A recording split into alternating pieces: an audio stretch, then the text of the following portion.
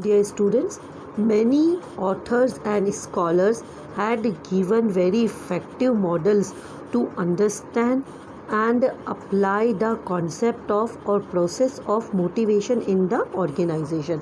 Amongst all, one of the very effective model is Maslow's need hierarchy theory. It is considered fundamental to understanding of motivation. Abraham Maslow, a well-known psychologist, in a classic paper published in 1943, outlined the elements of an overall theory of motivation. His theory was based on human needs. He felt that within every human being there exists a hierarchy of 5 needs. We know that the need of human beings are unlimited and resources are limited. It is the need of a human being which induces them to work harder to satisfy these needs. According to Maslow, we should realize these needs and provide them motive on the basis of these needs to be fulfilled. We can see the model of Maslow's hierarchy on the screen. So we start from the bottom. First need is basic psychological needs. These needs are most basic in the hierarchy and corresponds to primary needs like hunger, thirst, shelter, sleep, etc. are some example of these needs. In the organizational context, basic salary help to satisfy basic psychological needs. If basic salary is sufficient, appropriate, a worker always tries to give his best to stay in the organization. Number 2, safety needs. It is also known as security needs. These needs provide security and protection from physical and emotional harm. After satisfying psychological needs, every employee wants to be secure in the organization. Say for example, job security, stability of income, pension plans, etc. Third one is self-esteem needs. Affiliation needs.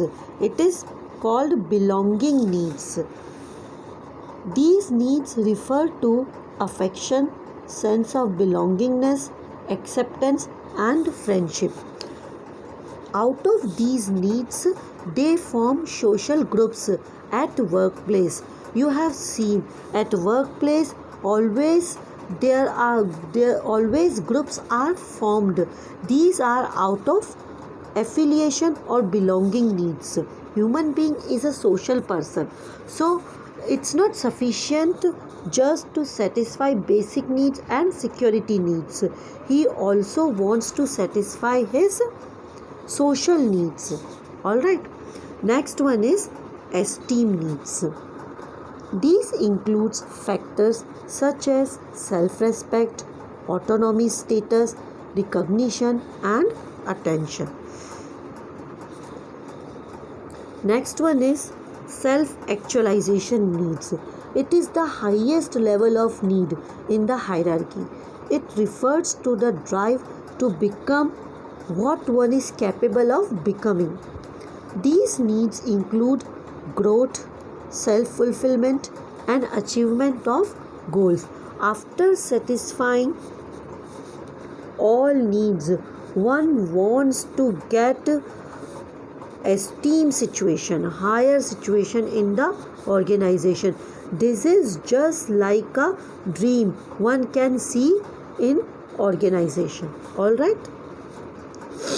Now see, Maslow's need hierarchy is considered to be fundamental to the understanding of motivation and plays an important role in motivation.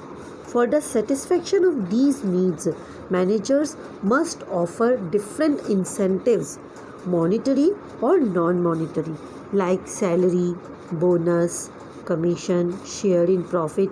These are monetary needs, that means financial needs, which satisfy his financial needs. And some are non-monetary needs like peer recognition, praising, issuing certificate for best performance, etc. People have a wide range of needs like psychological needs, social needs, safety needs, esteem needs, and self actualization needs, which motivate them to work. The manager must understand the needs and wants of people in order to motivate them and improve their performance levels. So, what are the assumptions of Maslow's need hierarchy theory? Number 1. People's behavior is based on their needs. Satisfaction of such needs influences his behavior.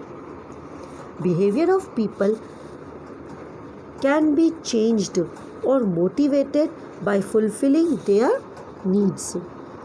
People's needs are in hierarchical order, starting from basic needs to other higher level needs. When one need satisfied, it leads to arise of next level needs. So generally the needs follow the hierarchy, starting from psychological needs and ending to as self actualization need, which is generally dream of any individual. Third one, a satisfied need can no longer motivate a person. Only next higher level need can motivate him. That means only that need which is not satisfied makes a person motivated. Those needs which are already satisfied are not able to motivate the individuals. Next one, a person moves to the next higher level of the hierarchy only when the lower level need is satisfied. You can see the diagram which shows the relationship between unsatisfied need and work performance. First of all, unsatisfied need will lead to tension in an individual. This tension creates drives to achieve and satisfy such needs. How to satisfy such needs? So he started searching behavior. He started searching act or move which can satisfy his needs. Then if his need is satisfied, he is relaxed and his tension gets reduced. All right. Now once again see this diagram. In this diagram you can clearly see the details of every need, like basic psychological need should be satisfied before all other needs. Humans cannot survive without fulfilling these needs like hunger, sleep, thirst, etc. Shelter. Now second one, safety and security needs. So these are security, safety at workplace like safety from thefts, fire, sickness, etc. And it also includes job security. Next one, affiliation, belongingness needs like social needs, care about friends, relations, peer recognition, etc. Next one is esteem needs. So these needs are about name and fame in the society. That means his work must be recognized. His name must be identified. Next one is self-actualization needs. These needs are of highest level. They relate to one's desire to exploit his or her potential to the maximum. All right.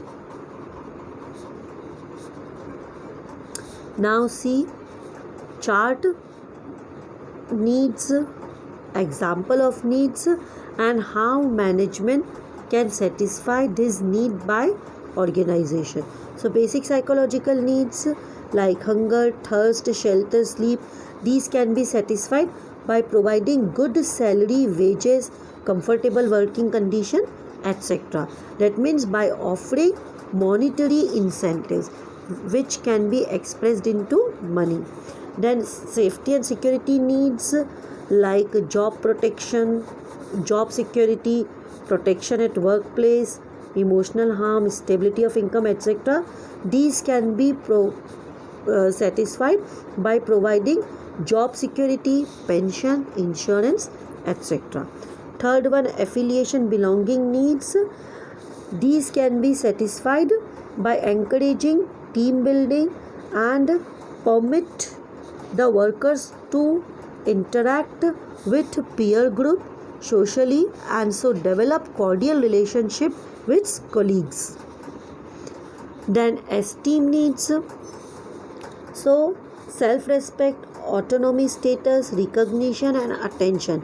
These can be satisfied by giving good recognition or praising for good performance, providing opportunity for employee to feel a sense of accomplishment, provide important job titles, etc.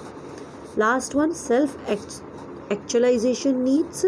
That means growth, self fulfillment and achievement of goals. These can be achieved by offering the freedom to take decision, providing them with opportunity to learn things, encouraging creativity, leading to achievement of goals, etc. All right.